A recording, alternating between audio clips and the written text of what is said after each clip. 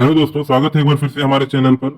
जैसा कि आप सब जानते हैं कि बिहार तकनीकी सेवा आयोग की तरफ से कनीय अभियंता सैनिक यांत्रिक विद्युत की जो वैकेंसी आई हुई थी, उसका जो है रिजल्ट 3 तारीख को सुबह में आया। और सुबह में आने के बाद लोग उस पर चिंतन करने लगे, सोचने लगे कि इस आधार पे कैसे रिजल्ट आया है। फिर धीरे धीरे लोग उसमें त्रुटि निकालने लगे और उसमें त्रुटि मिली। कुछ ऐसे छात्रों का सिलेक्शन हुआ जिनका नहीं होना चाहिए था, जिनको जो दूसरे डिपार्टमेंट में कार्यरत हैं, और उन्हें बताया गया है कि वो भाई सही उनका सर्टिफिकेट नहीं है। और साथ ही डिपार्टमेंट में जो ऑब्जेक्शन का निकाला था बीच में क्लेम करने के लिए, उसमें भी कुछ छात्रों का लिखा हुआ था कि ये मान्य नहीं है, ये छात्र का सर्टिफिकेट सही नहीं है। फिर भी उनका नाम जो है अंतिम जो मेगा सूची तैयार हुई उसमें थी, उसमें है। तो इसके लिए सारे छात्र जो है, जैसा कि आप सब जानते हैं कि कल गए थे विभाग के पास, बिहार तकनीकी सेवा आयोग में, और उन्होंने अपने बातों को रखा।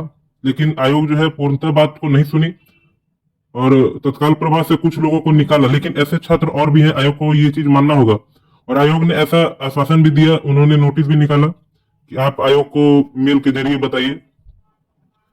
तो ये जो बात है कोई छोटी मोटी बात नहीं है।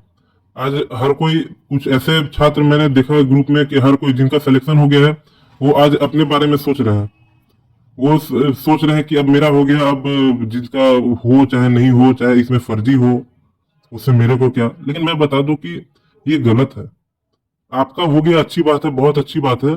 और ये वैकेंसी को कैंसिल नहीं होने देना। अगर ये कोई सोच रहा है कि इस वैकेंसी को कैंसिल करना है, वो बिल्कुल गलत सोच रहा है। वैकेंसी को कैंसिल नहीं होने देना है, परंतु जो सही है, जो जेन्युइन है, उस छात्र का होना चाहिए सिलेक्शन। जो गलत है उस छात्र का सिलेक्शन नहीं होना चाहिए। एक कल लेटर वायरल हो रहा था कि जी हमें जल्द से जल्द ज्वाइनिंग दिया जाए, बिहार की तरक्की के लिए कुछ लोग हैं जो बाधा डाल रहे हैं। ठीक है, मैं मानता हूं कि बाधा डाल रहे हैं, लेकिन कैसे बाधा डाल रहे हैं आप क्या बता सकते हैं? आपको सिर्फ अपनी पड़ी है, अच्छी बात है, हर किसी को पड़ेगी। इस जगह पे वो लोग जो आज जी इस लड़ाई को लड़ रहे हैं, उनका भी सिलेक्शन होता तो वो भी आप ही की जगह पे होते, वो भी सोच रहे होते कि नहीं भाई, किसी तरीके से इतना दिन से फंसा हुआ वैकेंसी को अभी क्लियर हुआ है, जल्द से जल्द हमें ज्वाइनिंग मिल जाए। लेकिन ऐसा नहीं है।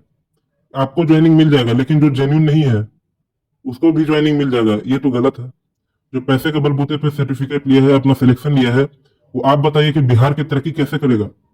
वो तो यही करेगा जब उनका सिलेक्शन हो जाएगा, जब वो अपने ऑफिस में जाएगा, सीट पर बैठेगा, तो वो तो यही सोचेगा कि हमने जो पैसा दिया है, जो खर्च किया है इस वैकेंसी के लिए, इसमें ज्वाइन होने के लिए, उस पैसे को किस तरीके से निकाला जाए। और भ्रष्टाचार जो है अंतिम चरण पर होगी उस समय, उसका जिम्मेवार कौन होगा? आप ही सब होंगे। मैं मानता हूं कि इस वैकेंसी को जल्द से जल्द क्लियर होना चाहिए। और डिपार्टमेंट जिस तरीका से तेजी आज दिखाई, इस चीज को पहले ही दिखाना चाहिए था। लेकिन चलिए, देर है दुरुस्त है, आज वैकेंसी क्लियर हो रही है, अच्छी बात है। लेकिन जो जेन्युइन है, जो सही है, उसका सिलेक्शन होना चाहिए। जो जेन्युइन नहीं है उसका सिलेक्शन क्यों होना चाहिए? जो लोग को खुद दूसरे विभाग ने निकाल दिया है उनका भी नाम है, ये तो गलत बात है। इसके लिए मुझे विश्वास है कि जो सही छात्र है, जो जेन्युइन छात्र है, वो हमारी बातों को समझेंगे। जिनका सिलेक्शन हुआ है और जो सही है, वो हमारी बातों को समझेंगे। एक बात तो पक्का है, जो सही नहीं है उनका आने वाला समय में भले ही वो ज्वाइन कर ले, वो फर्जी है, तो आने वाले समय में उनका जो है जो डॉक्यूमेंट्स है वो बिल्कुल सुरक्षित रखा जाएगा। आने वाले समय में कभी भी विभाग को लगेगा कि नहीं, ये लड़का में कुछ गलती है, कुछ फर्जी है, वो जांच करेगा। और उस उपरांत अगर आप पकड़े जाएंगे तो उसको तत्काल प्रभाव से रिमूव कर दिया जाएगा, आपको हटा दिया जाएगा। लेकिन उस वक्त किसी को दूसरे को फायदा नहीं होगा, वो सीट ऐसे ही खाली चला जाएगा। और यही अगर आज अगर ये सीट को किसी दूसरे को मिलता है तो ये अच्छी बात है। जो सही छात्र है उसको मिलेगा तो क्या प्रॉब्लम है? 6400 जो फैमिली है, वो सही फैमिली को मिलना चाहिए। इस वैकेंसी को, ऐसी बात नहीं, हर किसी को जरूरत है, लेकिन जो जेन्युइन है, जो उस कट ऑफ को पार करता हो, उसको सिलेक्शन होना चाहिए। जो कट ऑफ को पार नहीं करता हो या जो जेन्युइन नहीं हो, उसका सिलेक्शन नहीं होना चाहिए। ये चीज तो हर किसी को अपना सोच समझ कर ही देखना चाहिए। सिर्फ अपने बारे में तो सोच नहीं सकता है। और रहा बात, ये चीज है कि इस वैकेंसी को पूरा इसलिए होना चाहिए क्योंकि ये वैकेंसी उनके लिए था जो पहले से विभाग में कार्यरत थे, जो काम कर रहे थे, और उनके लिए ये वैकेंसी था। इसमें नए छात्र भी जुड़े हैं, अच्छी बात है, इसलिए वैकेंसी को कैंसिल नहीं होना चाहिए। लेकिन जो जेन्युइन है, जो सही है, उन छात्रों का होना चाहिए सिलेक्शन। इसमें आपको भी उन छात्रों का सहयोग देना चाहिए। नहीं, विभाग को बोलना चाहिए कि नहीं, जो सही है आप ठीक है दे दिए हैं, हमें जल्द से जल्द ज्वाइनिंग करवाइए, लेकिन ज्वाइनिंग में वैसे छात्र को रिमूव करिए और जो सही, जो इसके उत्तरदायित्व है, जो इनको मिलना चाहिए, जो सही छात्र है उनको सिलेक्शन होना चाहिए इस सीट पे। ये चीज आपको भी इस बात को रखना चाहिए ताकि उनको भी बढ़िया हो। नहीं तो ऐसे तो इसमें फिर अगर हर कोई अपने बारे में सोचेगा तो फिर तो गलत है। आप खुद इनके जगह पे होते, आपका सिलेक्शन नहीं होता तो आप भी यही करते, आप दूसरा कुछ नहीं करते। और रहा बात, कुछ छात्र ये सोच रहे हैं कि हमने काउंसलिंग करवाया तो सबका सिलेक्शन हो जाएगा, तो ऐसा नहीं होता है।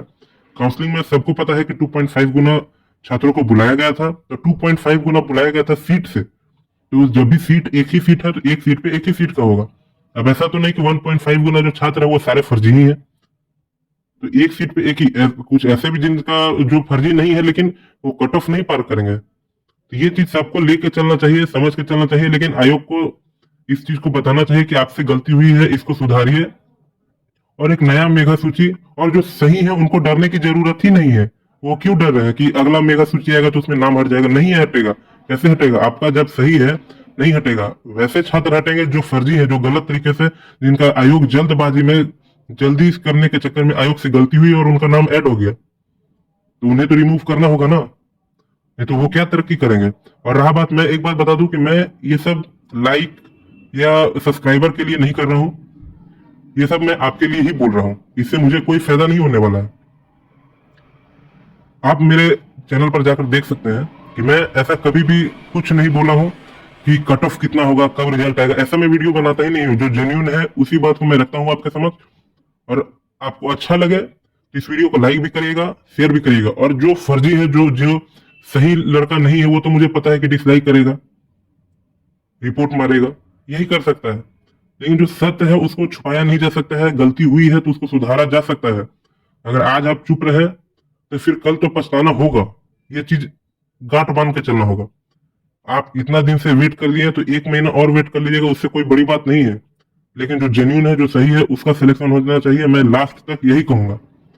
और एक बात कहना चाहूंगा कि सबसे पहले तो एक बात को सबको बांध लेना चाहिए कि अब जो आने वाली वैकेंसी है उसके लिए सबको एक बात सरकार को कहनी चाहिए कि अब भाई कट ऑफ जो है इस तरीका से आएगा ही, तो इसलिए अंक आधारित सिलेक्शन नहीं हो।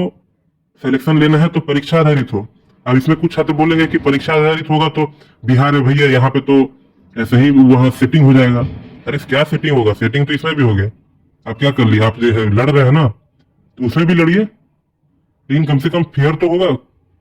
100% तो सेटिंग नहीं होगा। 100% सेटिंग कहीं नहीं होता। और आप भी पता है कि अब 20, 21, 22 ये जो छात्र हैं, इनका जिस तरीका का परसेंटेज आया हुआ है इस पेंडेमिक में, उस परसेंटेज को आप पार नहीं कर सकते हैं। इस चीज को आपको गांठ बांध कर रखना होगा। और आने वाले समय में अगर आपको चाहिए ये नौकरी, तो आपको सरकार से कहना होगा कि हमें एग्जाम के सहारे ज्वाइनिंग मिले, सिलेक्शन हो। ये चीज आने वाली वैकेंसी के लिए। अब ये वैकेंसी को पूरा होने दीजिए, लेकिन सही जो छात्र है उसके लिए सब कोई को मिलकर साथ आना होगा, कहना होगा।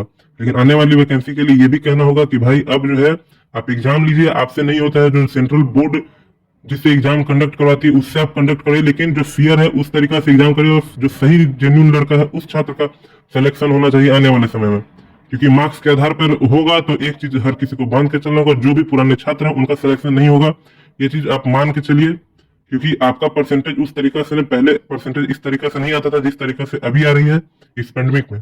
इस चीज को सबको ध्यान में रखना चाहिए। इसी के साथ मैं इस वीडियो को समाप्त करता हूँ। बहुत बहुत धन्यवाद। जय हिंद, जय भारत।